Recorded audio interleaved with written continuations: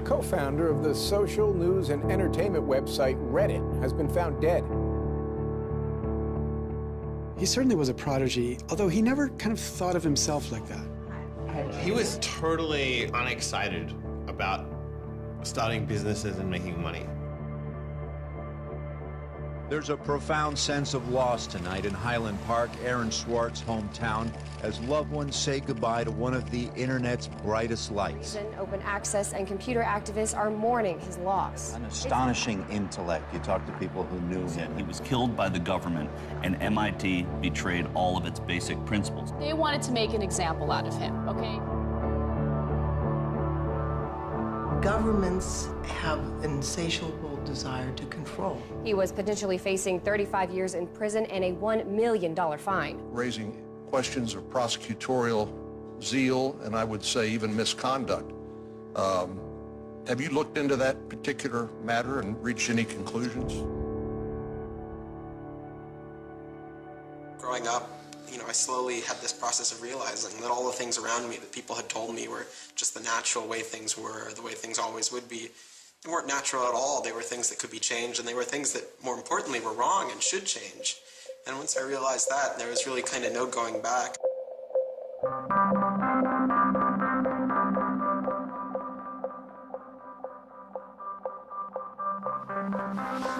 Welcome to Story Reading Time.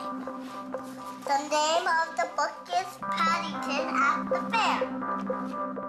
Well, he was born in Highland Park and grew up here. Aaron came from a family of 3 brothers, all extraordinarily bright. So we were all, not the best behaved children, and, 3 boys running around all the time, causing trouble. Hey, no. Aaron, what? But I've come to the realization Aaron learned how to learn at a very young age. 1, 2, 3, 4, 5, 6, 7, 8, 9, 10. Knock, knock. Who's there? Aaron. Aaron who? Aaron, funny man. He knew what he wanted, and he always wanted to do it. He always accomplished what he wanted. His curiosity was endless. Here's a little picture of what the planets are. And each planet has a symbol. Mercury symbol, Venus symbol, Earth symbol, Mars symbol, Jupiter symbol. One day he said to Susan, "What's this free family entertainment in downtown Highland Park?" Free family entertainment downtown Highland Park. He was 3 at the time, and she said, "What are you talking about?" And he said, "Look, it says here on the refrigerator, free family entertainment in downtown Highland Park." And so she was floored and astonished that he could read. It's called My Family Seder. The Seder night is different from all other nights. I remember once we were at the University of Chicago Library. I pulled a book off the shelf that was from like 1900 and showed him and said, this is really just an extraordinary place. We all were curious children, but Aaron really liked learning and really liked teaching. And today we're going to learn the ABCs backwards. Z-Y-X-W-V-U-T. I remember he came home from his first algebra class, and he was like, "Noah, let me teach you algebra." And I'm like, "What is algebra?" And he was always like that. Now you press the click button. There, now it's got that. Now it's in pink. When he was about 2 or 3 years old, and Bob introduced him to computers, and he just took off like crazy on them. Go fast one to ABC. We all had computers, but Aaron really took to them, really took to the internet. Working at the computer? Mommy, why is nothing working? He started programming from a really young age. I remember the first program that I wrote with him was in BASIC, and it was a Star Wars trivia game. He sat down with me in the basement where the computer was for hours programming this game. The problem that I kept having with him is there was nothing that I wanted done. And to him, there was always something to do, always something that programming could solve. The way Aaron always saw it is that programming is magic, right? You can accomplish these things that normal humans can't. Aaron made an ATM using like a Macintosh and like a cardboard box. One year for Halloween, I didn't know what I wanted to be, and he thought it'd be really, really cool if I dressed up like his new favorite computer, which at the time was the original iMac. I mean, he hated dressing up for Halloween, but he loved convincing other people to dress up as things that he wanted to see.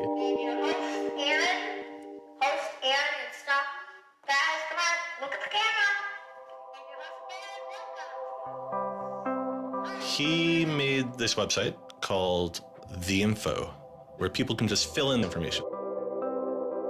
Like, I'm sure someone out there knows all about gold leafing. Why don't they write about that on this website? And then other people could come at a later point and read that information and edit the information if they thought it was bad. Not too dissimilar from Wikipedia, right? And this was before Wikipedia had begun, and this was developed by a 12-year-old in his room by himself, running on, this tiny server using ancient technology. One of the teachers responds like, "This is a terrible idea. You can't just let anyone author the encyclopedia. The whole reason we have scholars is to write these books for us. How could you ever have such a terrible idea?" Me and my other brother would be like, "Oh, yeah, Wikipedia is cool, but we had that in our house like 5 years ago." Aaron's website, theinfo.org, wins a school competition hosted by the Cambridge-based web design firm Ars Digita. We all went to Cambridge for when he won the Ars Digita Prize. And, we had no clue what Aaron was doing. It was obvious that the prize was really important. Aaron soon became involved with online programming communities, then in the process of shaping a new tool for the web. He comes up to me, it's like, "Ben, there's this really awesome thing that I'm working on. You need to hear about it." I'm like, "Yeah, what is it?" He says, "It's this thing called RSS." And he explains to me what RSS is. I'm like, why is that useful, Aaron? Is any site using it? Why would I want to use it? There was this mailing list for people who were working on RSS and XML more generally. And there was a person on it named Aaron Swartz who was combative but very smart and who had lots of good ideas. And he didn't ever come to the face-to-face meetings. And they said, when are you going to come out to one of these face-to-face meetings? And he said, I don't think my mom would let me. I'm 14, I just turned 14. And so their first reaction was, well, this person, this colleague we've been working with all year was 13 years old while we were working with him, and he's only 14 now. And their second reaction was, Christ, we really want to meet him. That's extraordinary. He was part of the committee that drafted RSS. What he was doing was to help build the plumbing for modern hypertext. And the piece that he was working on, RSS, was a tool that you can use to get summaries of things that are going on in other web pages.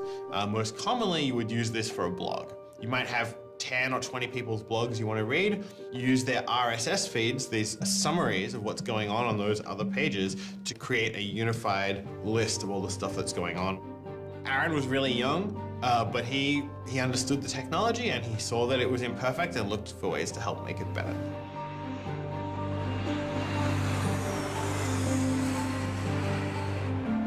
So his mom started bundling him on planes in Chicago. We'd pick him up in San Francisco. We'd introduce him to interesting people to argue with, and we'd marvel at his horrific eating habits. He only ate white food, only steamed rice and not fried rice because that wasn't sufficiently white, and white bread and so on. And you kind of marvel at the quality of the debate emerging from this, what appeared to be a small boy's mouth. And you think, this is a kid who's really going to go somewhere if he doesn't die of scurvy. Aaron, you're up. I think the difference is that now you can't make companies like Doc was saying. You can't have companies that just, let's sell dog food over the internet, let's sell dog food over cell phones. But there's still a lot of innovation going on. I think if you don't see the innovation, maybe your head is in the sand. He takes on this alpha nerd personality where he's sort of like, I'm smarter than you, and because I'm smarter than you, I'm better than you, and I can tell you what to do. It's an extension of him being kind of like a twerp. So you aggregate all these computers together and now they're solving big problems like searching for aliens and trying to cure cancer. First met him on IRC, on Internet Relay Chat. He didn't just write code. He also sort of got people excited about solving problems. He was a connector. The free culture movement has had a lot of his energy. I think Aaron was trying to make the world work. He was trying to fix it. He had a very kind of strong personality that definitely ruffled feathers at times. It wasn't necessarily the case that he was always comfortable in the world and the world wasn't always comfortable with him. Aaron got into high school and was really just sick of school. He didn't like it. He didn't like any of the classes that were being taught. He didn't like the teachers. Aaron really knew how to get information. He was like, I don't need to go to this teacher to learn how to do geometry. I can just read the geometry book, and I don't need to go to the teacher to learn their version of American history. I have 3 historical compilations here. I could just read them, and I'm not interested in that. I'm interested in the web. I was very frustrated with school. I thought, the teachers didn't know what they were talking about, and they were very domineering and controlling, and the homework was kind of a sham, and it was just all a way to pin students together and force them to do busy work. And, I started reading books about the history of education and how this educational system was developed, and alternatives to it in ways that people could actually learn things as opposed to just regurgitating facts their teachers told them. And that kind of led me down this path of questioning things. Once I questioned the school I was in, I questioned the society that built the school, I questioned the businesses that the schools were training people for, and I questioned the government that, set up this whole structure. One of the things he was most passionate about was copyright, especially in those early days. Copyright has always been something of a burden on the publishing industry and on readers, but it wasn't an excessive burden. It was a reasonable institution to have in place to make sure that people got paid. What Aaron's generation experienced was the collision between this antique copyright system and this amazing new thing we were trying to build, the internet and the web. These things collided, and what we got was chaos. He then met Harvard law professor Lawrence Lessig, who was then challenging copyright law in the Supreme Court. A young Aaron Swartz flew to Washington to listen to the Supreme Court hearings. I am Aaron Swartz, and I'm here to listen to see the Eldred argument.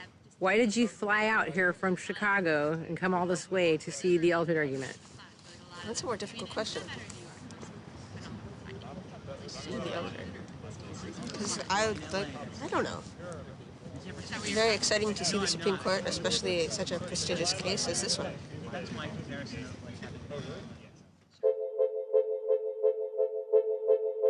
Lessig was also moving forward with a new way to define copyright on the internet. It was called Creative Commons. So the simple idea of Creative Commons is to give people, creators, a simple way to mark their creativity with the freedoms they intended to carry. So if copyright is all about all rights reserved, then this is a kind of some rights reserved model. It's I want a simple way to say to you, here's what you can do with my work, even if there are other things which you need to get my permission before you could do.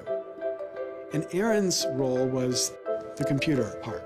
How do you architect the licenses so they would be simple and understandable and expressed in a way that machines could process it?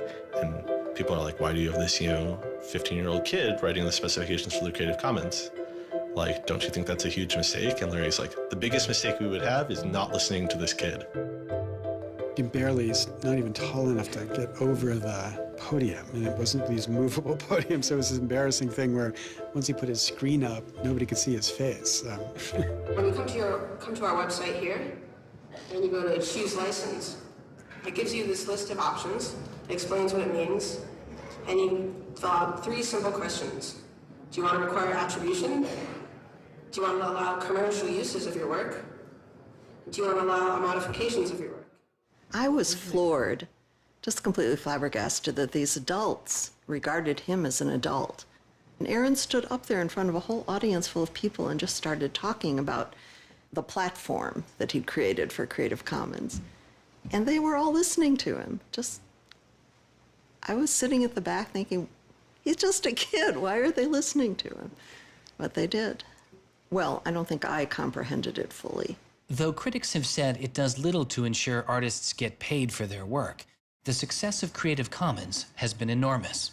Currently on the website Flickr alone, over 200 million people use some form of Creative Commons license. He contributed through his technical abilities, and yet it was not simply a technical matter to him. Aaron often wrote candidly in his personal blog. I think deeply about things, and I want others to do likewise. I work for ideas and learn from people. I don't like excluding people. I'm a perfectionist, but I won't let that get in the way of publication. Except for education and entertainment, I'm not going to waste my time on things that won't have an impact. I try to be friends with everyone, but I hate it when you don't take me seriously.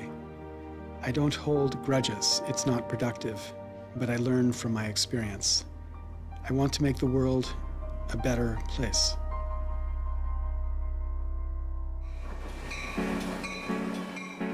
In 2004, Swartz leaves Highland Park and enrolls in Stanford University.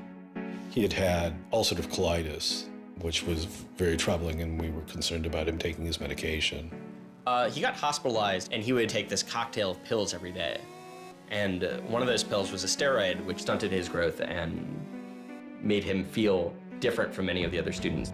Aaron, I think, shows up at Stanford ready to do scholarship and finds himself in effectively a babysitting program for overachieving high schoolers who, in 4 years, are meant to become, captains of industry and one percenters. And like, I think it just made him bananas. In 2005, after only 1 year of college, Swartz was offered a spot at the new startup incubation firm called Y Combinator, led by Paul Graham. And he's like, hey, I have this idea for a website. And Paul Graham likes him enough and says, yeah, sure. So Aaron drops out of school, moves to this apartment. So this used to be Aaron's apartment when he moved here. I have vague memories of my father telling me how difficult it was to get a lease because Aaron had no credit and he dropped out of college. Aaron lived in what's now the living room, and some of the posters are left over from when Aaron lived here. And then the library. There are more books, but a lot of them are Aaron's. Aaron's Y Combinator site was called Infogami, a tool to build websites. But Infogami struggles to find users, and Swartz eventually merges his company with another Y Combinator project in need of help. It was a project headed by Steve Huffman and Alexis Ohanian, called Reddit. There we were, starting from almost nothing. No users, no money, no code, and growing day by day into a hugely popular website. And it showed no signs of letting up. First we had 1,000 users, then 10,000, then 20,000, and on and on. It was just incredible. Reddit becomes huge, and it's a real sort of geeky corner of the internet. There's a lot of humor, there's a lot of art, and there's just people who flock to the site and make that site the main site they go to every morning to get their news. Reddit kind of just borders on chaos at some level. So on the one hand, it's a place where people discuss news of the day, technology, politics, and issues. And yet there is a lot of kind of not safe for work material, offensive material. There's some subreddits where trolls find a welcome home. And so in that sense, Reddit has been kind of home to controversy as well. It kind of sits on that edge of chaos. Reddit catches the attention of the corporate magazine giant Condé Nast, who makes an offer to buy the company. Some large amount of money, large enough that my dad was getting bugged with questions about, like, how do I store this money? Like a lot of money. Like a lot of money. Like, probably more than $1 million, but I don't actually know. And he is how old at the time? Like 19, 20. So it was in this apartment. They like sat around on what predated these couches, hacking on Reddit. And when they sold Reddit, they threw a giant party, and then all flew out to California the next day and left the keys with me. It was funny, you know, he just sold a startup, so we all kind of presumed he was the richest person around, but he said, oh no, I'll take this tiny little shoebox-sized room. That's all I need. Like, it was barely larger than a closet. The idea of him spending his money on fancy objects just seems so implausible. He explains it's like I like living in apartments, so I'm not going to spend a lot of money on a new place to live. I'm not going to buy a mansion. And I like wearing jeans and a t-shirt, so I'm not going to spend any more money on clothes. So like, it's, you know, really no big deal. What is a big deal to Swartz is how traffic flows on the internet and what commands our attention. In the old system of broadcasting, you were fundamentally limited by the amount of space in the airwaves. You know, you could only send out 10 channels over the airwaves of television, right? Or even with cable, you had 500 channels. On the internet, everybody can have a channel. Everyone can get a blog or a MySpace page. Everyone has a way of expressing themselves. And so what you see now is not a question of who gets access to the airwaves. It's a question of who gets control over the ways you find people. You know, you start seeing power centralizing in sites like Google, these sort of gatekeepers that tell you where on the internet you want to go, the people who provide you your sources of news and information. So it's not, you know, only certain people have a license to speak. Now everyone has a license to speak. It's a question of who gets heard. After he started working in San Francisco at Condé Nast, he comes into the office and they want to give him a computer with all this crap installed on it and say that he can't install any new things on his computer, which to a developer is outrageous, right? From the first day, he was complaining about all this stuff. Gray walls, gray desks, gray noise. The first day I showed up here, I simply couldn't take it. By lunchtime, I had literally locked myself in a bathroom stall and started crying. I can't imagine staying sane with someone buzzing in my ear all day, let alone getting any actual work done. Nobody else seems to get work done here either. Everybody's always coming into our room to hang out and chat or invite us to play the new video game system that Wired is testing. He really had different aspirations that were politically oriented. And Silicon Valley just doesn't really quite have that culture that orients technical activity for the purposes of political goals. Aaron hated working for a corporation. They all hate working for Condé Nast, but Aaron is like the only one who's not going to take it. And Aaron basically gets himself fired by not showing up to work ever. It was said to be a messy breakup. Both Alexis Ohanian and Steve Huffman declined to be interviewed for this film. He rejected the business world.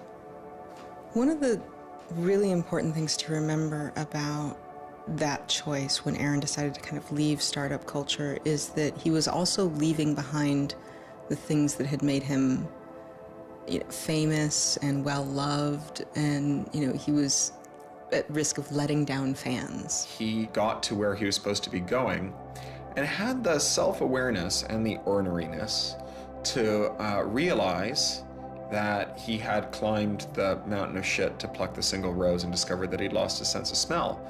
And rather than sit there and insist that it wasn't as bad as it seemed, and he did get the rose in any event, he climbed back down again, which is pretty cool. The way Aaron always saw it is that programming is magic, right? You can accomplish these things that normal humans can't by being able to program. So if you had magical powers, would you use them for good or to make you mountains of cash? Swartz was inspired by one of the visionaries he had met as a child, the man who had invented the World Wide Web, Tim Berners-Lee. In the 1990s, Berners-Lee was arguably sitting on one of the most lucrative inventions of the 20th century.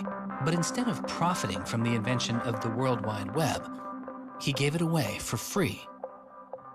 It is the only reason the World Wide Web exists today.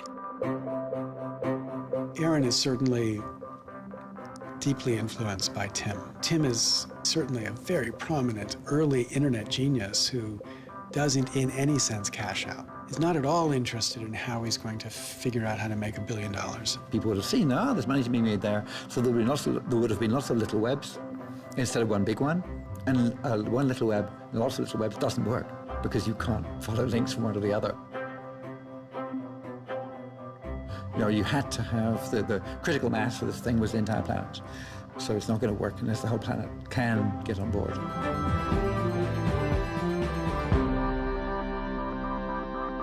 I mean, I feel very strongly that it's not enough to just live in the world as it is, to just kind of take what you're given and, follow the things that adults told you to do and that, your parents told you to do and that society tells you to do. I think you should always be questioning. I take this very scientific attitude that everything you've learned is just provisional, that, you know, it's always open to recantation or refutation or questioning. And I think the same applies to society. Once I realized that there were real serious problems, fundamental problems that I could do something to address, I didn't see a way to forget that. I didn't see a way not to. We just started spending a lot of time just kind of as friends. We would just talk for hours into the night. I definitely should have understood that he was flirting with me. I think to some degree I was like, this is a terrible idea and impossible, and therefore I will pretend it is not happening. As my marriage was breaking down and I was really stuck without anywhere to go, we became roommates and brought my daughter over. We moved in and furnished a house, and it was really peaceful. Like, my life had not been peaceful for a while, and really neither had his.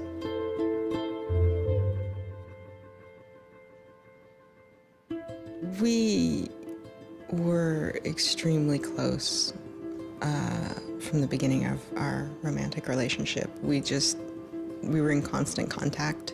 But we're both really difficult people to deal with. In a very Alan McBeal discussion, he confessed he had a theme song, and I made him play it for me. It was Extraordinary Machine by Fiona Apple. I think it was just that sense of kind of being a little bit embattled that the song has. And it also had like this hopefulness to it. By foot it's a slow climb, but I'm good at being uncomfortable, so I can't stop changing all the time. Because in many ways, Aaron was tremendously optimistic about life. Even when he didn't feel it, he could be tremendously optimistic about life. Extraordinary machine. What are you doing? Flickr has video now.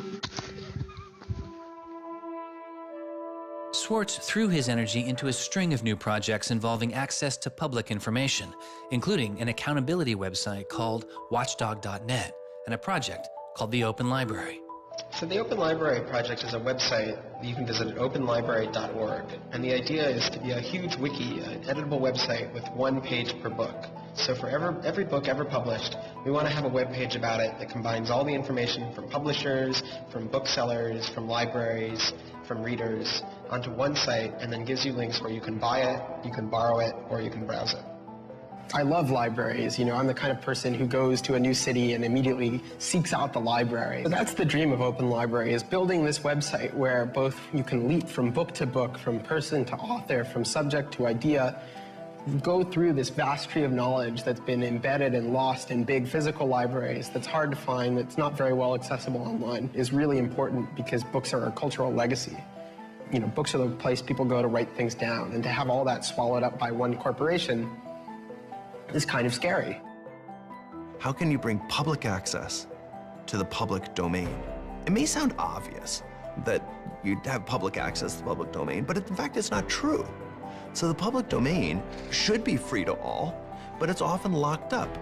There's often, guard cages. It's like having a national park, but with a moat around it and gun turrets pointed out in case somebody might want to actually come and enjoy the public domain. One of the things Aaron was particularly interested in is bringing public access to the public domain. This is one of the things that got him into so much trouble. I had been trying to get access to federal court records in the United States. What I discovered was a puzzling system called PACER, which stands for Public Access to Court Electronic Records. I started Googling, and that's when I ran across Carl Malamud. Access to legal materials in the United States is a $10 billion per year business. PACER is just this incredible abomination of government service. It's 10 cents a page. It's this most brain-dead code you've ever seen. You can't search it. You can't bookmark anything. You got to have a credit card. And these are public records. It's U.S. district courts are very important. It's where a lot of our seminal litigation starts, civil rights cases, patent cases, all sorts of stuff. And journalists and students and citizens and lawyers all need access to PACER, and it fights them every step of the way. People without means can't see the law as readily as people that have that gold American Express card. It's a poll tax on access to justice. The law is the operating system of our democracy, and you have to pay to see it. That's not much of a democracy. They make about $120 million a year on the PACER system, and it doesn't cost anything near that, according to their own records. In fact, it's illegal. The E-Government Act of 2002 states that the courts may charge only to the extent necessary in order to reimburse the costs of running PACER.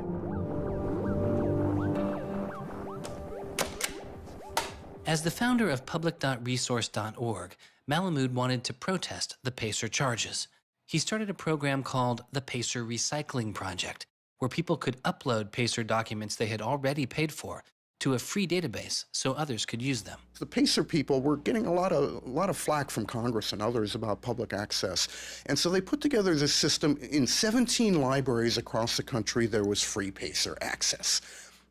That's one library every 22,000 square miles, I believe. So it wasn't like really convenient. I encouraged volunteers to join the so-called thumb drive corps and download docs from the public access libraries, upload them to the PACER recycling site. People take a thumb drive into one of these libraries and they download a bunch of documents and they send them to me. And nothing, it was just a joke. In fact, when you clicked on Thumb Drive Core, there was a Wizard of Oz, the Munchkins singing, so a little video clip came up. We represent the lollipop, yeah. But of course, I get this phone call from Steve Schultz and Aaron saying, gee, we'd like to join the Thumb Drive Core. Around that time, I ran into Aaron at a conference. This is something that really has to be a collaboration between a lot of different people. So I approached him and I said, hey, I'm thinking about an intervention on the PACER problem. Schultz had already developed a program that could automatically download PACER documents from the trial libraries. Swartz wanted to take a look. So I showed him the code. And I didn't know what would come next, but as it turns out, over the course of the next few hours at that conference, he was off sitting in a corner, improving my code, recruiting a friend of his that lived near one of these libraries to go into the library and to begin to test his improved code, at which point the folks at the courts realized something's not going quite according to plan. And data started to come in and come in and come in, and soon there were 760 gigabytes of PACER docs, about 20 million pages. Using information retrieved from the trial libraries, Swartz was conducting massive, automated parallel downloading of the PACER system. He was able to acquire nearly 2.7 million federal court documents, almost 20 million pages of text. Now, I'll grant you that 20 million pages had perhaps exceeded the expectations of the people running the Pilot Access Project, but surprising a bureaucrat isn't illegal. Aaron and Carl decided to go talk to the New York Times about what happened. They also caught the attention of the FBI, who began to stake out Schwartz's parents' house in Illinois. But I get a tweet from his mother saying, call me. It's like, oh my God, what the hell's going on here? And so I finally got a hold of Aaron, and Aaron's mother was like, oh my God, FBI, FBI, FBI. An FBI agent drives down our home's driveway trying to see if Aaron is in his room. And I remember being home that day and wondering why this car was driving down our driveway and just driving back out. I was like, that's weird. 5 years later, I read this FBI file and I'm like, oh my goodness. That was the FBI agent in my driveway. He was terrified. He was totally terrified. He was way more terrified after the FBI actually called him up on the phone and tried to sucker him into coming down to a coffee shop without a lawyer. He said he went home and laid down on the bed and was shaking. The downloading also uncovered massive privacy violations in the court documents. Ultimately, the courts were forced to change their policies as a result. And the FBI closed their investigation without bringing charges. To this day, I find it remarkable that anybody, even at the most remote podunk field office of the FBI, thought that a fitting use for taxpayer dollars was investigating people for criminal theft on the grounds that they had made the law public. How can you call yourself a lawman and think that there can possibly be anything wrong in this whole world with making the law public? Aaron was willing to put himself at risk for the causes that he believed in. Bothered by wealth disparity, Swartz moves beyond technology and into a broader range of political causes. I went into Congress and I invited him to come and hang out and intern for us for a while so that he could learn, the political process. He was sort of learning about a new community, a new set of skills, and kind of learning to hack politics. It seems ridiculous that miners should have to hammer away until their whole bodies are dripping with sweat, faced with the knowledge that if they dare to stop, they won't be able to put food on the table that night, while I get to make larger and larger amounts of money each day just by sitting and watching TV. But apparently the world is ridiculous.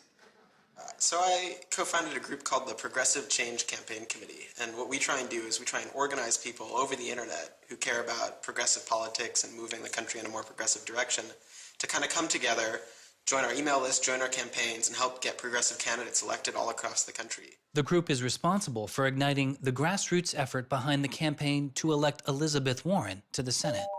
He might have thought it was a dumb system, but he came in and he said, I need to learn this system because it can be manipulated like any social system. But his passion for knowledge in libraries didn't take a back seat. Aaron began to take a closer look at institutions that publish academic journal articles. By virtue of being students at a major U.S. university, I assume that you have access to a wide variety of scholarly journals. Pretty much every major university in the United States pays these sort of licensing fees to organizations like JSTOR and Thomson and ISI to get access to scholarly journals that the rest of the world can't read. These scholarly journals and articles are essentially the entire wealth of human knowledge online, and many have been paid for with taxpayer money or with government grants. But to read them, you often have to pay again, handing over steep fees to publishers like Reed Elsevier. These licensing fees are so substantial that people who are studying in India instead of studying in the United States don't have this kind of access. They're locked out from all of these journals. They're locked out from our entire scientific legacy. I mean, a lot of these journal articles, they go back to the Enlightenment. Every time someone has written down a scientific paper, it's been scanned and digitized and put in these collections. That is a legacy that has been brought to us by the history of people doing interesting work, the history of scientists. It's a legacy that should belong to us as a commons, as a people, but instead it's been locked up and put online by a handful of for-profit corporations who then try and get the maximum profit they can out of it. So a researcher paid by the university or the people publishes a paper, and in the very, very last step of that process, after all the work is done, after all the original research is done, the thinking, the lab work, the analysis, after everything is done at that last stage, then the researcher has to hand over his or her copyright to this multi-billion-dollar company. And it's sick. It's an entire economy built on volunteer labor. And then the publishers sit at the very top and scrape off the cream. Talk about a scam. One publisher in Britain made a profit of $3 billion last year. I mean, what a racket. JSTOR is just a very, very small player in that story, but for some reason, JSTOR is the player that Aaron decided to confront. He'd gone to some conference around open access and open publishing, and I don't know who the person from JSTOR was, but I think at some point Aaron asked the question, like, how much would it cost to open up JSTOR in perpetuity? And they gave some, I think it was $200 million, something that Aaron thought was totally ridiculous. Working on a fellowship at Harvard, he knew users on MIT's famously open and fast network Nextdoor had authorized access to the riches of JSTOR. Swartz saw an opportunity. You have a key to those gates. And with a little bit of shell script magic, you can get those journal articles. On September 24th, 2010, Swartz registered a newly purchased Acer laptop on the MIT network under the name Gary Host. The client name was registered as Ghost Laptop. He doesn't hack JSTOR in the traditional sense of hacking. The JSTOR database was organized, so it was completely trivial to figure out how you could download all the articles in JSTOR because it was basically numbered. It was basically, you know, / number article 444,024, then 25, then 26. He wrote a Python script called keepgrabbing.py, which was like keep grabbing one article after another. The next day, Ghost Laptop begins grabbing articles, but soon the computer's IP address is blocked. For Swartz, it's barely a bump in the road. He quickly reassigns his computer's IP address and keeps downloading. Well, JSTOR and MIT take a number of steps to try to interfere with this when they notice that this is happening. And when the more modest steps don't work, then at a certain stage, JSTOR just cuts off MIT from having access to the JSTOR database. So there's this kind of cat and mouse game around getting access to the JSTOR database. Aaron ultimately, obviously, is the cat because he has more technical capability than the JSTOR database people do in defending them. And eventually, there was an unlocked supply closet in the basement of one of the buildings. And he went, instead of going through Wi-Fi, he went down there and he just plugged his computer directly into the network and just left it there with an external hard drive downloading these articles to the computer. Unknown to Swartz, his laptop and hard drive had been found by authorities. They didn't stop the downloads. Instead, they installed a surveillance camera. They found the computer in this room in the basement of an MIT building. They could have unplugged it. They could have waited for the guy to come back and said, dude, what are you doing? You know, cut it out. Who are you? And they could have done all that kind of stuff, but they didn't. What they wanted to do was film it to gather evidence to make a case. That's the only reason you film something like that.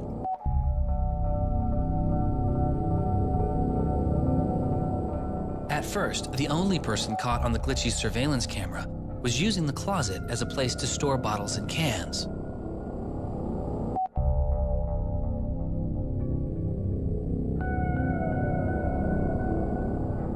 But days later, it caught Swartz.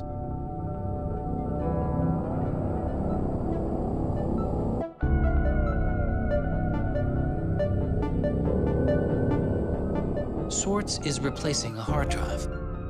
He takes it out of his backpack, leans out of frame for about 5 minutes, and then leaves.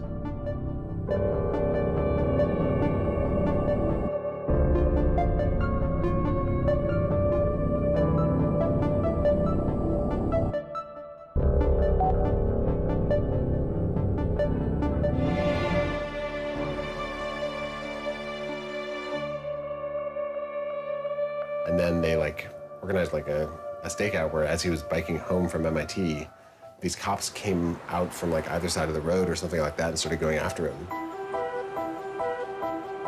He describes that he was pressed down and assaulted by the police. He tells me that it's unclear that they were police that were after him. He thought that someone was trying to attack him. He does tell me they beat him up. I was just devastated. The notion of any kind of criminal prosecution of anyone in our family or anything was so foreign and incomprehensible, I didn't know what to do. Well, they execute search warrants at Aaron's house, his apartment in Cambridge, and his office at Harvard.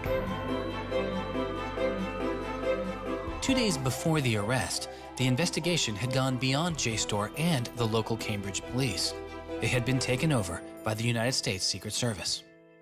The Secret Service began investigating computer and credit card fraud in 1984, but 6 weeks after the attack on 9/11, their role expanded. President Bush used the Patriot Act to establish a network of what they called electronic crimes task forces. The bill before me takes account of the new realities and dangers posed by modern terrorists. According to the Secret Service, they are primarily engaged in activity with economic impact, organized criminal groups, or use of schemes involving new technology. The Secret Service turned Swartz's case over to the Boston U.S. Attorney's Office. There was a guy in the U.S. Attorney's Office who had the title head of the Computer Crimes Division or Task Force. I don't know what else he had going, but you're certainly not much of a computer crimes prosecutor without a computer crime to prosecute. So he jumped on it, kept it for himself, didn't assign it to someone else within the office or the unit, and that's Steve Hyman. Prosecutor Stephen Hyman has been largely out of public view since the arrest of Aaron Swartz, but he can be seen here in an episode of the television show American Greed, filmed around the time of Aaron's arrest. He is describing his previous case against the notorious hacker Alberto Gonzalez, a case that garnered Hyman enormous press attention and accolades. Gonzalez masterminded the theft of over 100 million credit card and ATM numbers, the largest such fraud in history. Here, Hyman, describing Gonzalez, gives his view on the hacker mindset. These guys are driven by a lot of the same things that we're driven by. They have an ego, they like challenge, and of course they like money and everything you can get from money. One of the suspects implicated in the Gonzalez case was a young hacker named Jonathan James. Believing Gonzalez's crimes would be pinned on him, James committed suicide during the investigation. In an early press release describing the government's position in the case of Aaron Swartz, Hyman's boss, U.S. Attorney for the District of Massachusetts Carmen Ortiz, said this: "Stealing is stealing, whether you use a computer command or a crowbar, and whether you take documents, data, or dollars." It's not true. It's obviously not true. I'm not saying it's harmless, and I'm not saying that we shouldn't criminalize stealing of information, but you've got to be much more subtle in trying to figure out exactly which kinds of harms are harmful here. So the thing about a crowbar is every time I break into a place with a crowbar, I do damage. There's no doubt about it. But when Aaron writes a script that says download, download, download 100 times in a second, there's no obvious damage to anybody. If he does that for the purpose of gathering an archive to do academic research on it, there is never any damage to anybody. He wasn't stealing, he wasn't selling what he got or giving it away. He was making a point, as far as I could tell. The arrest took its toll on Swartz. He just wouldn't talk about it. And he's like very stressed. If you thought like the FBI was like going to come to your doorstep any day, anytime you went down the hall, even to do your laundry, and they would break into your apartment because you left the door unlocked, like, I'd be pretty stressed. And it was clear. And so Aaron was always sort of like in like a dour mood.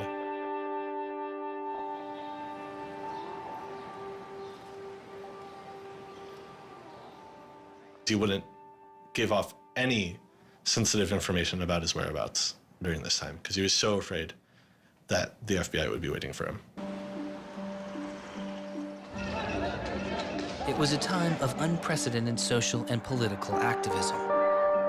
Time magazine would later name as their 2011 Person of the Year, the protester. There was a kind of hotbed of hacker activity going on. WikiLeaks had released a trove of diplomatic cables. Manning had been under arrest at the time. It was unknown whether he was the source of the leak. Anonymous, which is a kind of protest ensemble that has a lot of hackers in its ranks, were going on various sprees of sorts.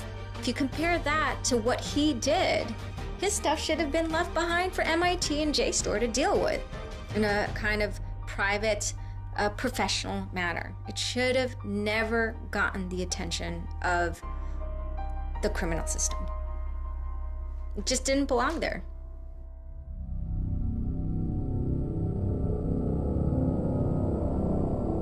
Before he was indicted, Swartz was offered a plea deal that involved 3 months in prison, time in a halfway house, and a year of home detention, all without the use of a computer.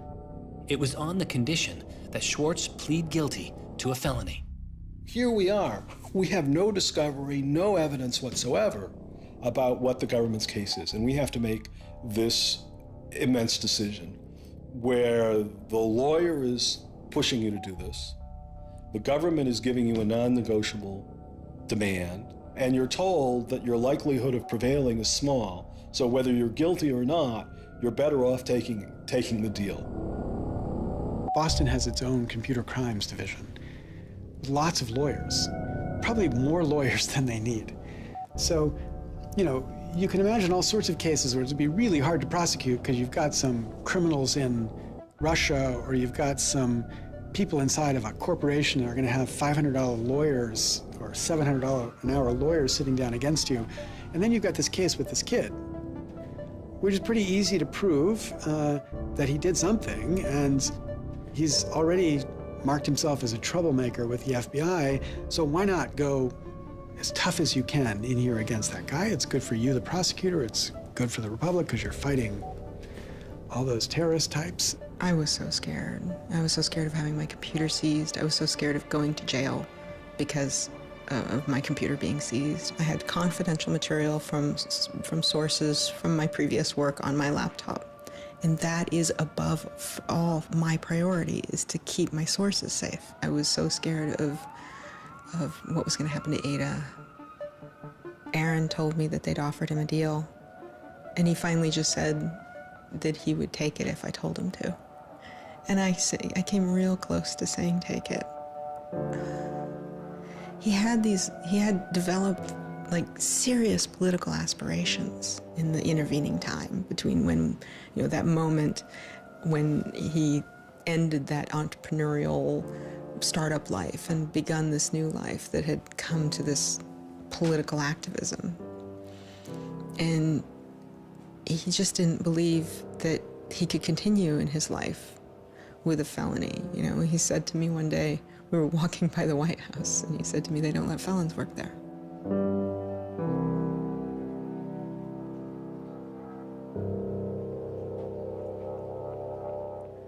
And he really wanted that to be his life. He hadn't killed anybody. He hadn't hurt anybody. He hadn't stolen money. He hadn't done anything that seemed felony worthy, right? And there is this idea that there's no reason that he should be labeled a felon and taken away his right to vote in many states for doing what he did. That's just outrageous. It makes sense for him to be, maybe fined a bunch of money or, asked not to come back to MIT again. But to be a felon, to face jail time. Swartz turned down the plea deal.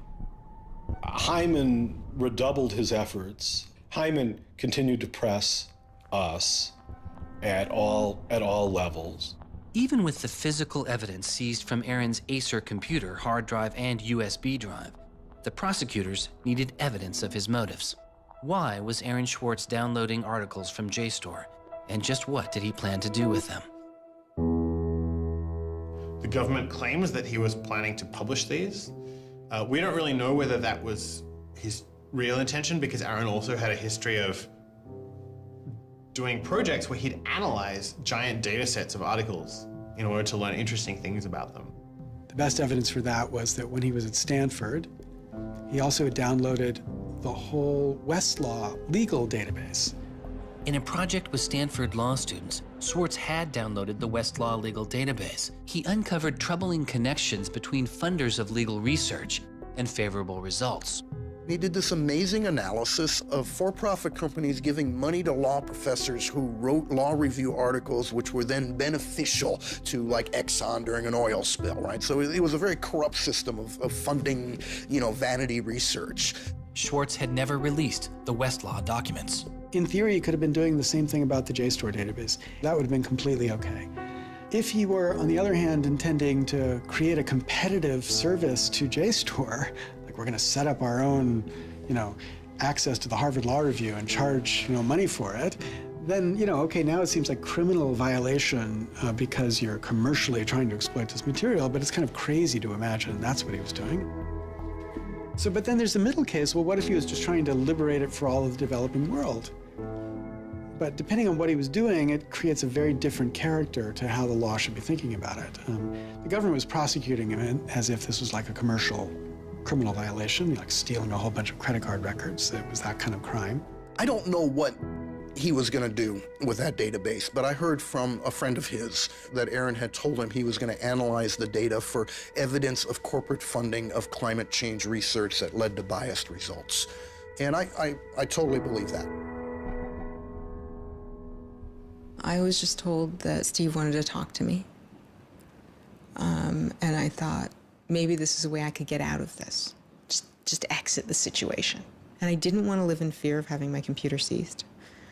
I didn't want to live in fear of having to go to jail on a contempt of court charge if they tried to compel me to decrypt my computer. When they came to me and said, Steve wants to talk to you, that seemed reasonable. They offered Norton what is known as a Queen for a Day letter, or a proffer.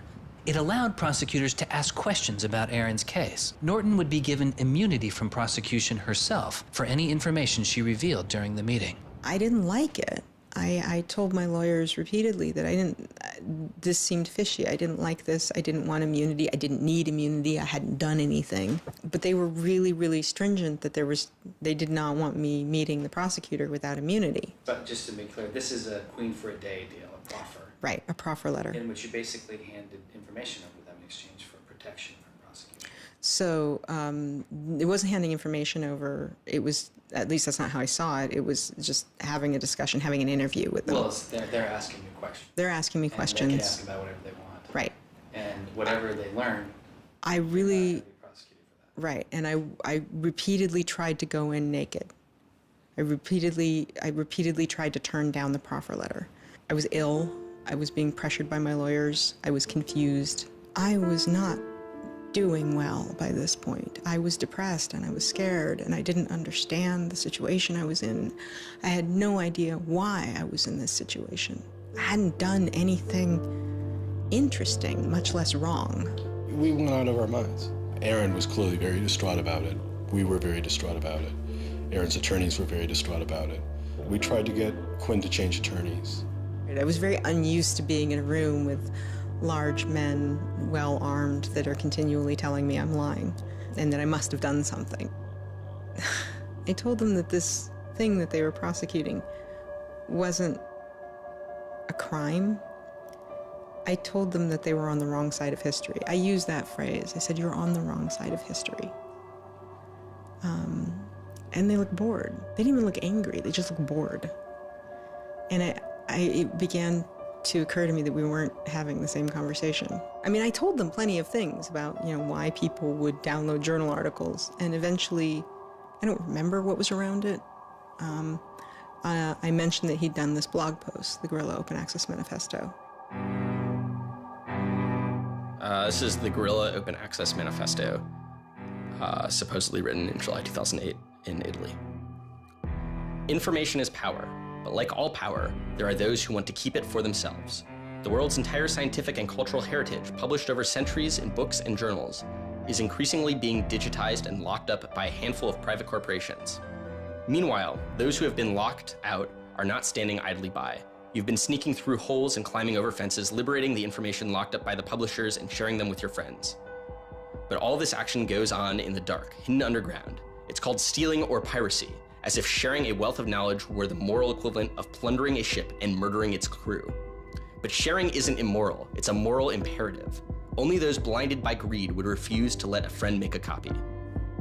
There's no justice in following unjust laws. It's time to come into the light and, in the grand tradition of civil disobedience, declare our opposition to this private theft of public culture. The manifesto itself was allegedly written by 4 different people and also edited by Norton. But it was Swartz who had signed his name to it. When it's over, I go immediately to Aaron and tell him everything I can remember about it. And he gets very angry. The things that I'd done shouldn't have added up that way. I hadn't done anything wrong, and everything had gone wrong. But I was never...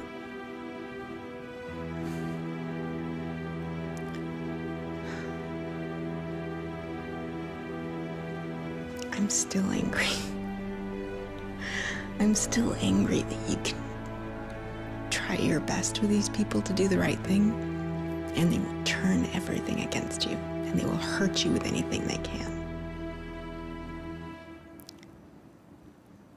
And in that moment, I regret that I said what I did.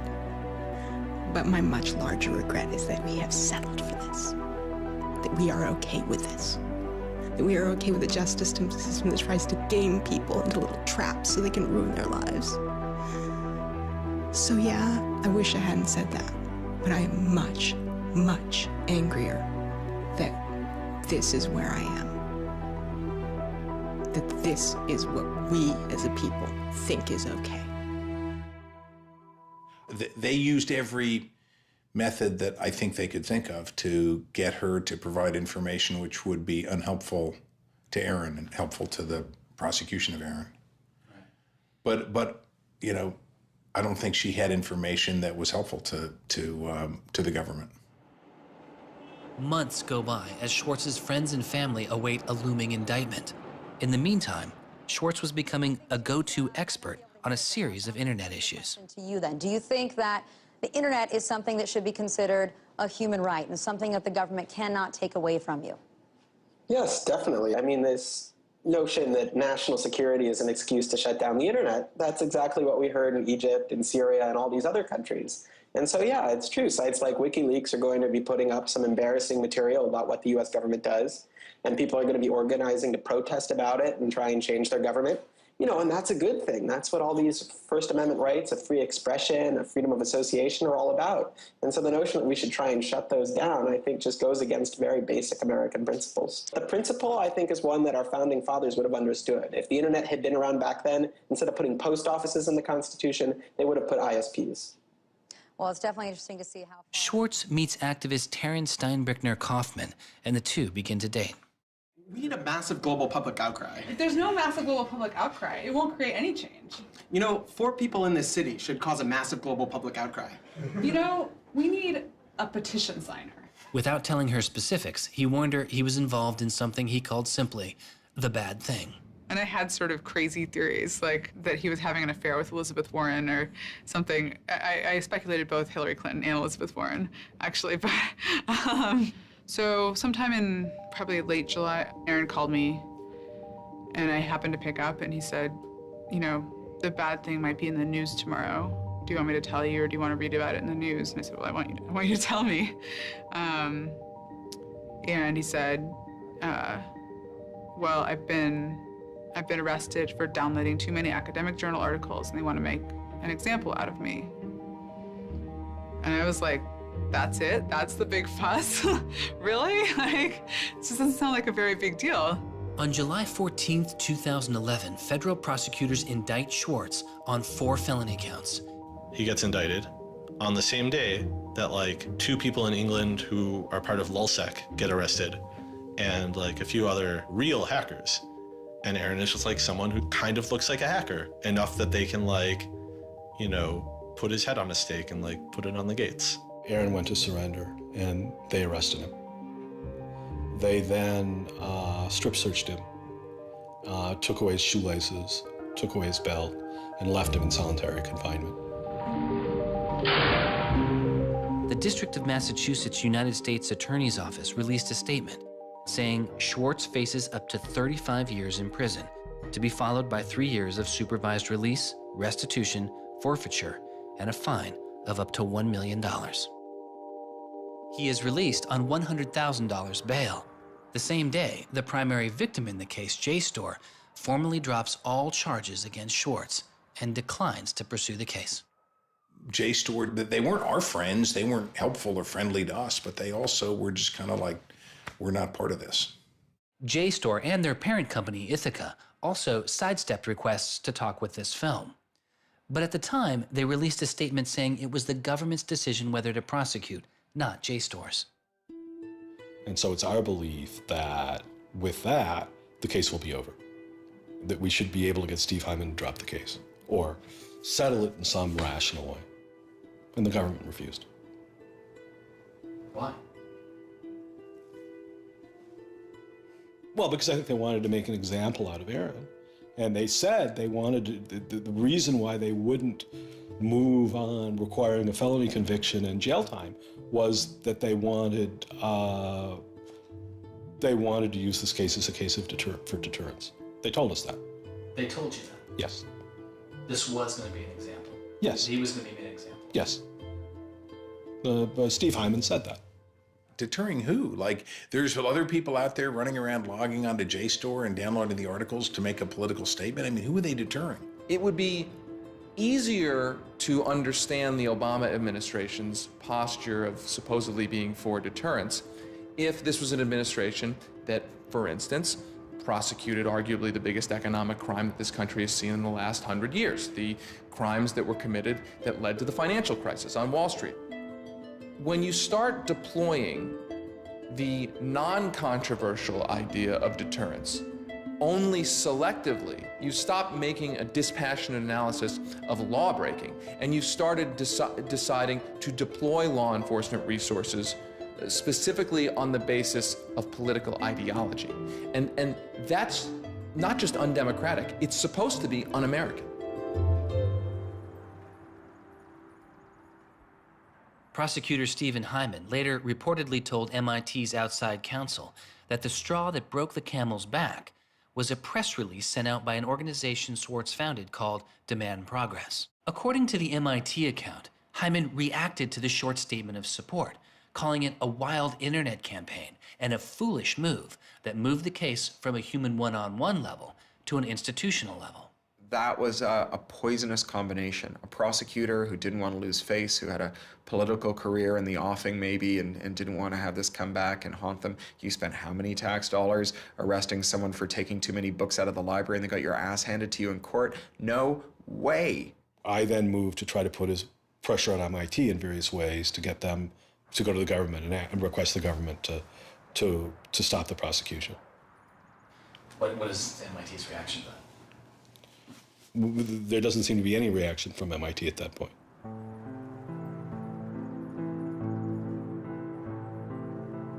MIT doesn't defend Aaron, which to people inside of the MIT community seems outrageous because MIT is a place that encourages hacking in the biggest sense of the word. At MIT, the idea of going and running around on roofs and tunnels that you weren't allowed to be in was not only a rite of passage, it was part of the MIT tour. And lockpicking was a winter course at MIT. They had the moral authority to stop it in its tracks. MIT never stood up and took a position of saying to the feds, don't do this. We don't want you to do this. You're overreacting. This is too strong, that I'm aware of. They acted kind of like any corporation would. They helped the government. They didn't help us unless they felt they had to, and they never tried to stop it. MIT declined repeated requests to comment, but they later released a report saying they attempted to maintain a position of neutrality and believed Hyman and the U.S. Attorney's Office did not care what MIT thought or said about the case. MIT's behavior seemed really at odds with the MIT ethos, right? You could argue that MIT turned a blind eye and that was okay for them to do. But taking that stance, taking that neutral stance in and of itself was taking a pro-prosecutor stance. If you look at Steve Jobs and Steve Wozniak, they started by selling a blue box, which was a thing designed to defraud the phone company. If you look at Bill Gates and Paul Allen, they initially started their business by using computer time at Harvard, which was pretty clearly against the rules. The difference between Aaron and the people I just mentioned is that Aaron wanted to make the world a better place. He didn't just want to make money. Swartz continues to be outspoken on a variety of internet issues. You know, the reason the internet works is because of the competitive marketplace of ideas. And what we need to be focusing on is getting more information about our government, more accessibility, more discussion, more debate. But instead, it seems like what Congress is focused on is shutting things down. Aaron thought he could change the world just by explaining the world very clearly to people. Flame can literally control your computer and make it spy on you. Welcome, Aaron. Good to have you back on the show here. You know, just like spies used to in olden days put microphones and tap what people were saying, now they're using computers to do the same things. Schwartz's political activity continues, his attention turning to a bill moving through Congress designed to curb online piracy. It was called SOPA. Activists like Peter Eckersley saw it as an enormous overreach, threatening the technical integrity of the internet itself. And one of the first things I did was to call Aaron. I said, can we do a big online campaign against this? This isn't a bill about copyright. It's not? No, he said. It's a bill about the freedom to connect. Now I was listening. And he thought about it for a while and then said yes. And he went and founded Demand Progress. Demand Progress is an online activism organization. We've got around 1.5 million members now, but started in the fall of 2010. Aaron was one of the most prominent people in a community of people who helped lead organizing around social justice issues at the federal level in this country. SOPA was the bill that was intended to curtail online piracy of music and movies, but what it did was basically take a sledgehammer to a problem that needed a scalpel. If passed, the law would allow a company to cut off finances to entire websites without due process, or even to force Google to exclude their links. All they needed was a single claim of copyright infringement. It pitted the titans of traditional media against a new and now far more sophisticated remix culture. It makes everyone who runs a website into a policeman. And if they don't do their job of making sure nobody on their site uses it for anything that's even potentially illegal, the entire site can get shut down without even so much as a trial. This was over the top. I mean, this was a catastrophe. This bill poses a serious threat to speech and civil liberties for all who use the internet. There were only a handful of us who said, look, we're not for piracy either, but it makes no sense to destroy the architecture of the internet, the domain name system, and so much that makes it free and open in the name of fighting piracy. And Aaron got that right away. The freedoms guaranteed in our Constitution, the freedoms our country had been built on, would be suddenly deleted. New technology, instead of bringing us greater freedom, would have snuffed out fundamental rights we'd always taken for granted. And I realized that day, talking to Peter, that I couldn't let that happen. When SOPA was introduced in October 2011, it was considered inevitable. Our strategy when it first came out was to hopefully slow the bill down, maybe weaken it a little bit, but even we didn't think that we would be able to stop this bill. Having worked in Washington, what you learn is that typically in Washington, the legislative fights are fights between different sets of corporate moneyed interests. They're all duking it out to pass legislation. And the fights that are the closest are when you have one set of corporate interests against another set of corporate interests, and they're financially equally matched in terms of campaign contributions and lobbying. Those are the closest ones. The ones that aren't even fights, typically, are ones where all the money is on one side, all the corporations are on one side, and it's just millions of people on the other side. I haven't seen anything like PIPA and SOPA in all my time in public service. There were more than 40 United States senators on that bill as co-sponsors. So there were already a long, long way to getting the 60 votes to have it clear all the procedural hoops. Even I began to doubt myself. It was a rough period. Swartz and Demand Progress were able to marshal enormous support, using traditional outreach combined with commonly used voice over IP to make it very easy for people to call Congress.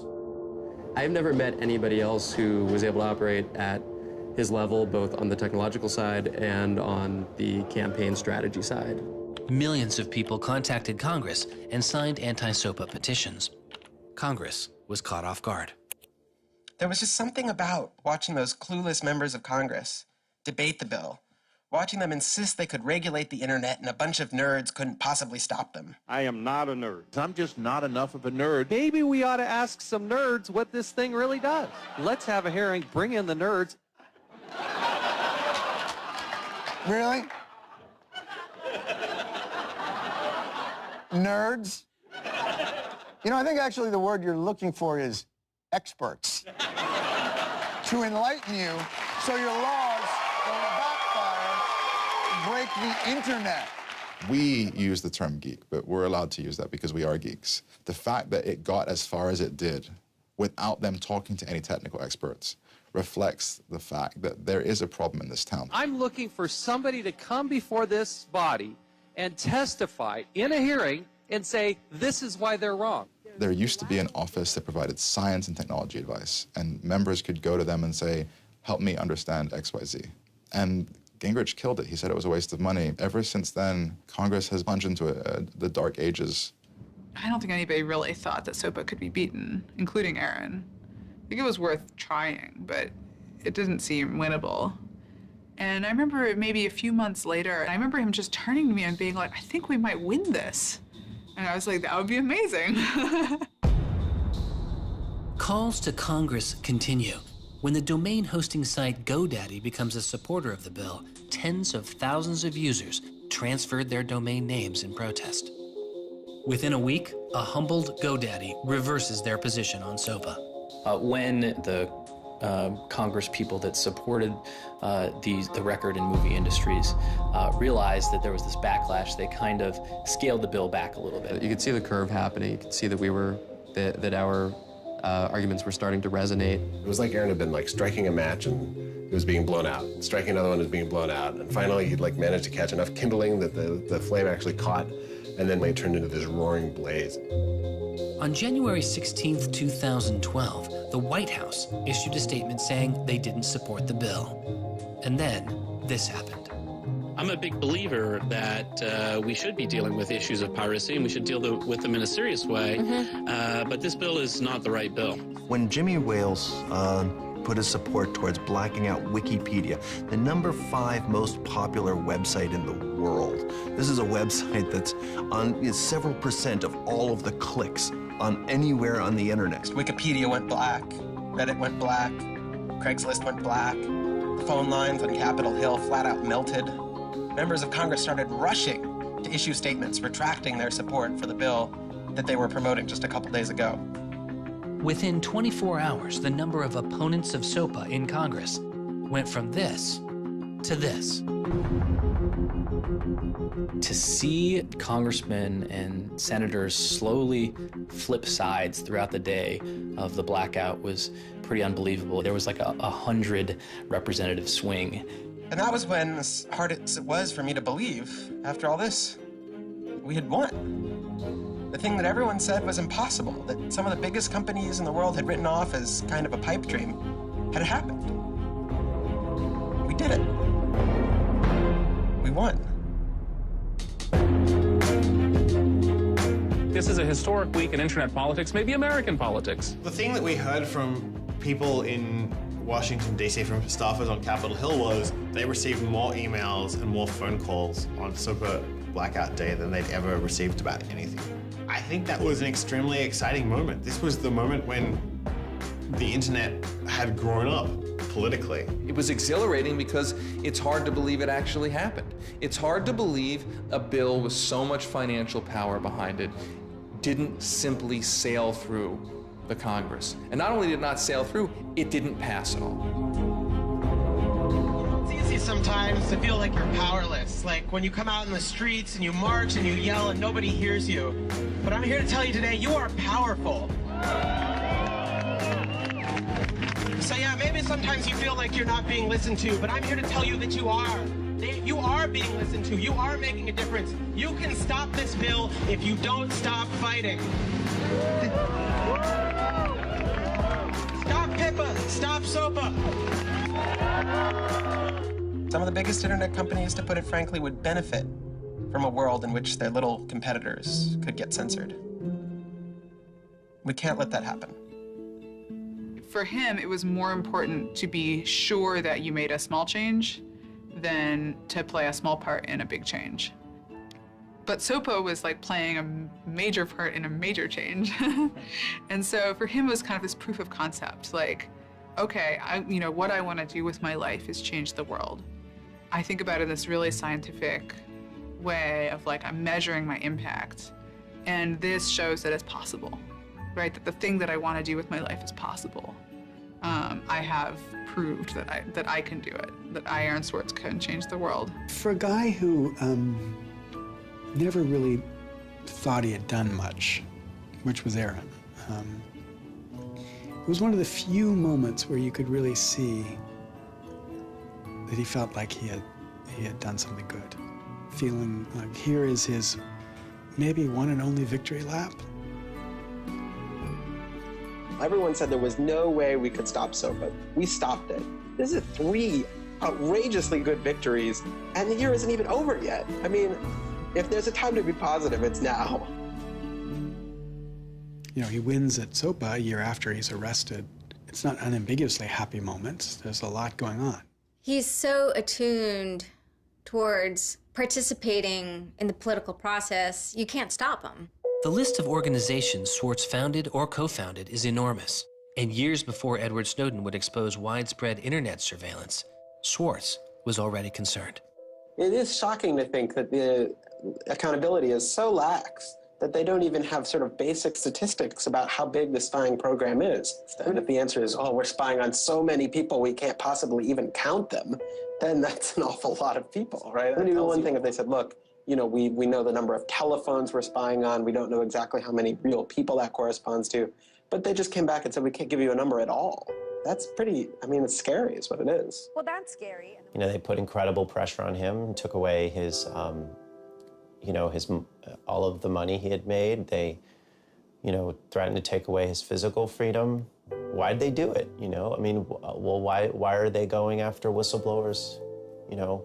Why are they going after people who tell the truth about all sorts of things? I mean, from the banks to the, you know, to war, to just sort of government transparency. So secrecy serves those who are already in power. And we are living in an era of secrecy that coincides with an era where the government is doing also a lot of things that are probably illegal and unconstitutional.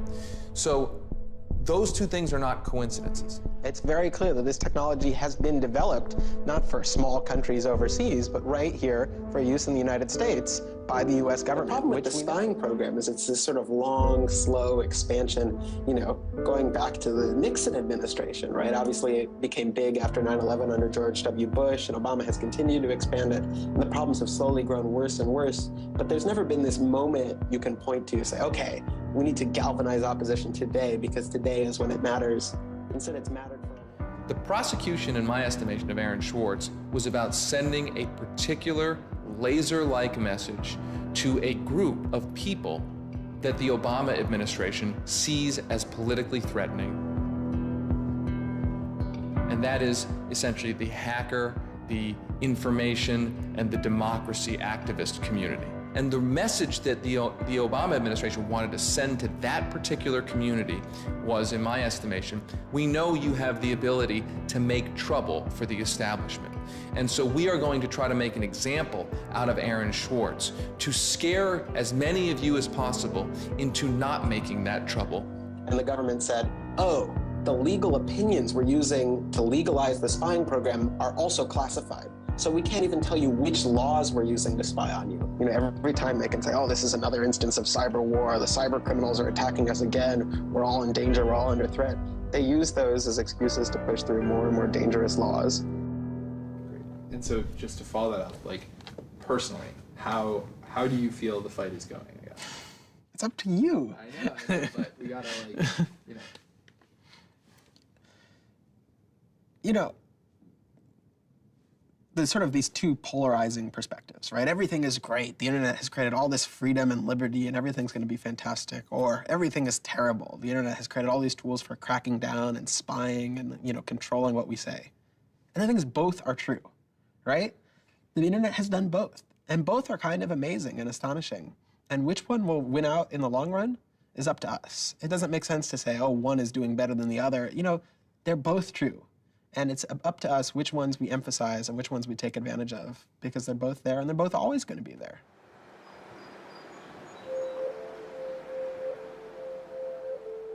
On September 12, 2012, federal prosecutors filed a superseding indictment against Swartz, adding additional counts of wire fraud, unauthorized access to a computer, and computer fraud. Now, instead of 4 felony counts, Swartz was facing 13. The prosecution's leverage had dramatically increased, as did Swartz's potential jail time and fines. They filed a separate indictment to add more charges, and they had a theory about why this conduct constituted a number of federal crimes, and that a very significant sentence could attach to it under the law. That theory, and much of the prosecution's case against Swartz, involved a law created originally in 1986. It is called the Computer Fraud and Abuse Act. The Computer Fraud and Abuse Act was inspired by the movie War Games with Matthew Broderick, which is a great movie. I have you now. In this movie, a kid gets the ability through the magic of computer networks to, like, launch a nuclear attack. know, that's not actually possible, and it certainly wasn't possible in the 80s, but apparently this movie scared Congress enough to pass the original Computer Fraud and Abuse Act. This is a law that's just behind the times. For example, that penalizes terms of service kinds of arrangements. You can have something like eHarmony or Match.com, and somebody sort of inflates their own personal characteristics, and all of a sudden, depending on the jurisdiction and the prosecutors, they could be in a whole host of troubles. We all know what terms of use are. Most people don't read them, but not abiding by their terms could mean you are committing a felony. The website terms of service often say things like, be nice to each other, or don't do anything that's improper. The idea that the criminal law has anything to say about these kinds of violations, I think strikes most people as crazy. The examples get even more crazy. Until it was changed in March of 2013, the terms of use on the website of Hearst's 17 magazine said you had to be 18 in order to read it. I would say that the way the CFA has been interpreted by the Justice Department, we are probably all breaking the law.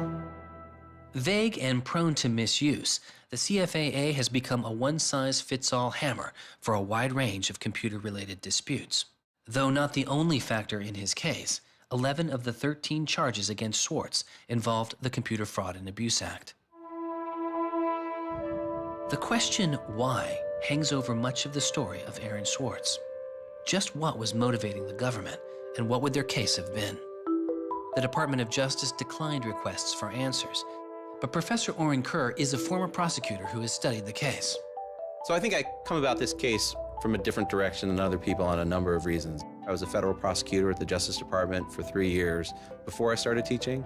The government came forward with an indictment based on what crimes they thought were committed, just as a purely lawyers matter, looking at the precedents, looking at the statute, looking at the history, looking at the cases that are out there so far. I think it was a fair indictment based on that. You can debate whether they should have charged this case. There's just a lot of disagreement. Some people are on the open access side, some people are not. I think the government took Swartz's guerrilla open access manifesto very seriously.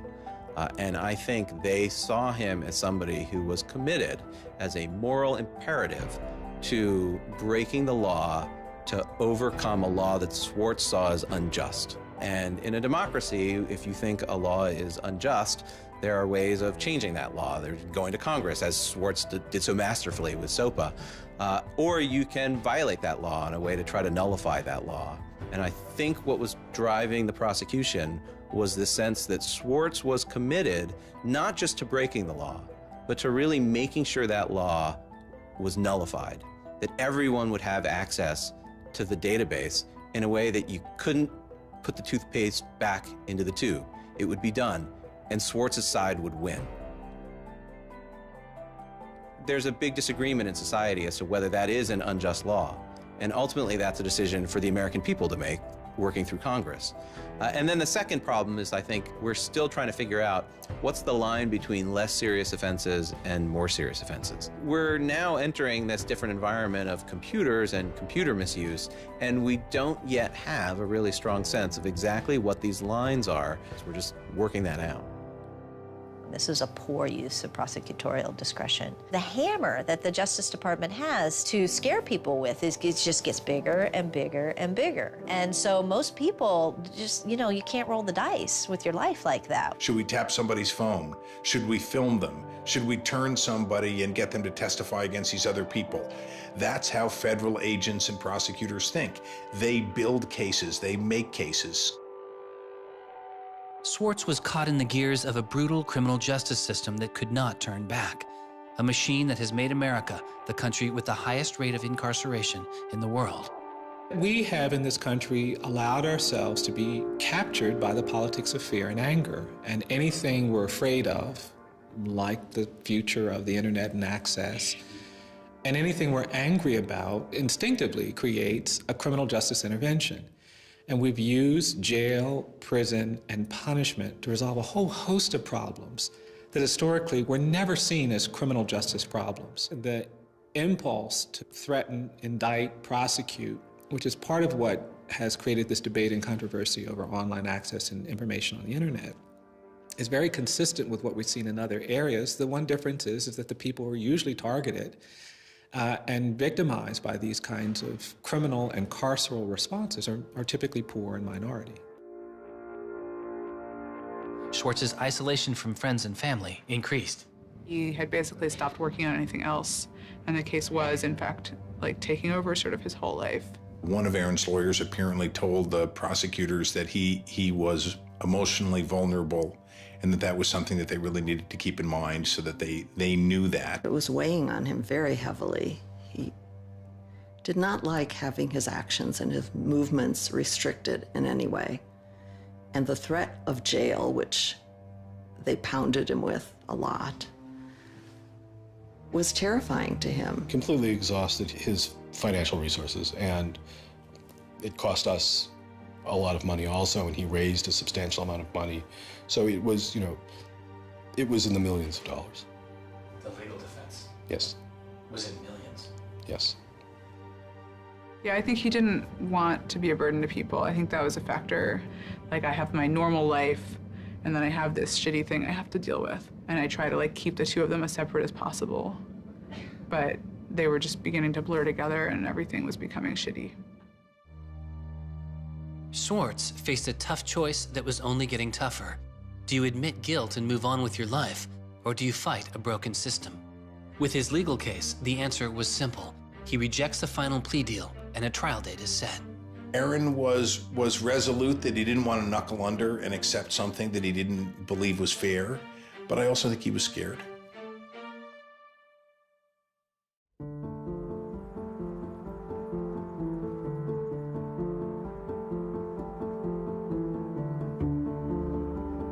I don't think they would have convicted Aaron. I think we would have walked him out of that courthouse, and I would have given him a big hug, and we would have walked across that little river in Boston and gone and had a couple of beers. I really thought that we were right. I thought that we were going to win the case. I thought that we could win the case. He didn't talk about it very much, but you could see the enormous pain that he was going through.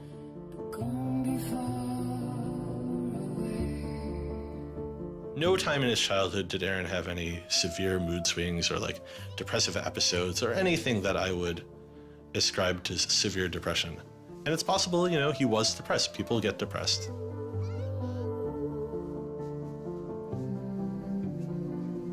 Very early in our relationship, 3 or 4 weeks in or something, I remember him saying to me that I was a lot stronger than he was. He was brittle in a lot of ways. Things were a lot harder for him than for a lot of people. It was part of his brilliance, too. I think he probably had something like clinical depression in his early 20s. I don't think he did when I was with him. He wasn't a joyful person, but that's different from being depressed. He was just under such enormous pressure for 2 years straight. He just didn't want to do it anymore. He was just I just think it was too much.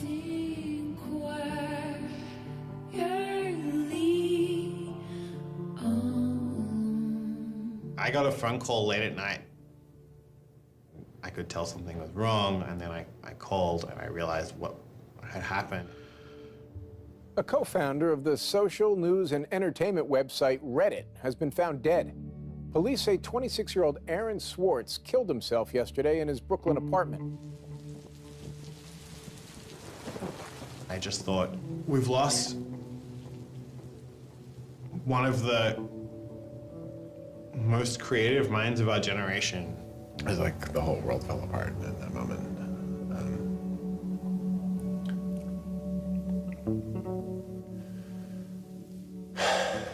It was one of the hardest nights of my life. As I kept screaming, I can't hear you. What did you say? I can't hear you. I can't. That's it.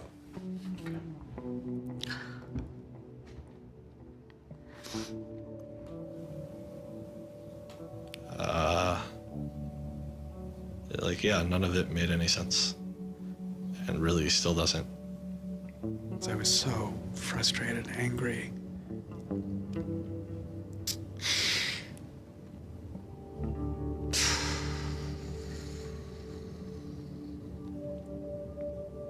You know, I tried to explain it to my kids. My 3-year-old told me that the doctors would fix him.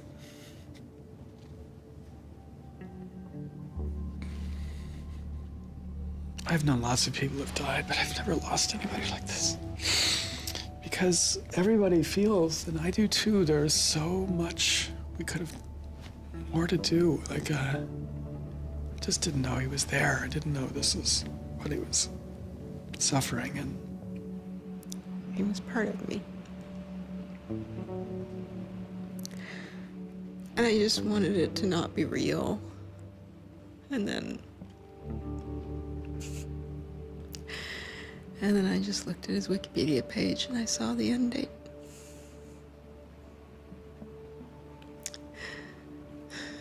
To 2013.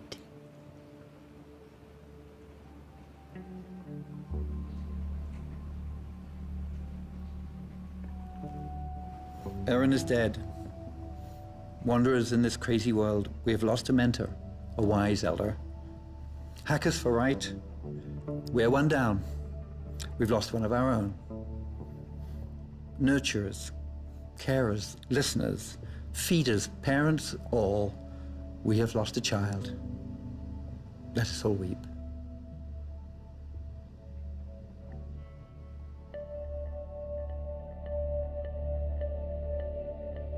my first thought was, well, what if nobody even notices? Because it wasn't clear to me how salient he was. I had never seen anything quite like the outpouring I saw. The net just lit up. I mean, everyone was trying to explain it in their own way, but I've never seen people grieve on Twitter before. People were visibly grieving online. He was the internet's own boy, and the old world killed him. We are standing in the middle of a time when great injustice is not touched. Architects of the financial meltdown have dinner with the president regularly. In the middle of that time, the idea that this was what the government had to prosecute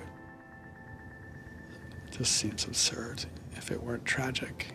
The question is, can we do something, given what's happened, to make the world a better place?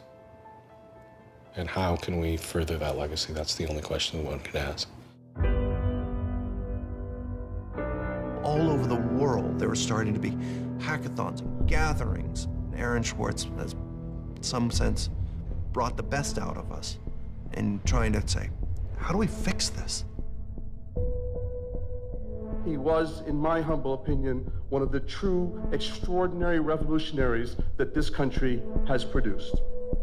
I don't know whether Aaron was defeated or victorious, but we are certainly shaped by the hand of the things that he wrestled with. When we turn armed agents of the law on citizens trying to increase access to knowledge, we've broken the rule of law, we've desecrated the temple of justice. Aaron Swartz was not a criminal. Change does not roll in on the wheels of inevitability, it comes through continuous struggle. Aaron really could do magic. And I'm dedicated to making sure that his magic doesn't end with his death. He believed that he could change the world, and he was right. Out of the last week and out of today, phoenixes are already rising. Since Swartz's death, Representative Zoe Lofgren and Senator Ron Wyden have introduced legislation that would reform the Computer Fraud and Abuse Act, the outdated law that formed the majority of the charges against Swartz. It's called Aaron's Law. Aaron believed that, you literally ought to be asking yourself all of the time, what is the most important thing I could be working on in the world right now? And if you're not working on that, why aren't you?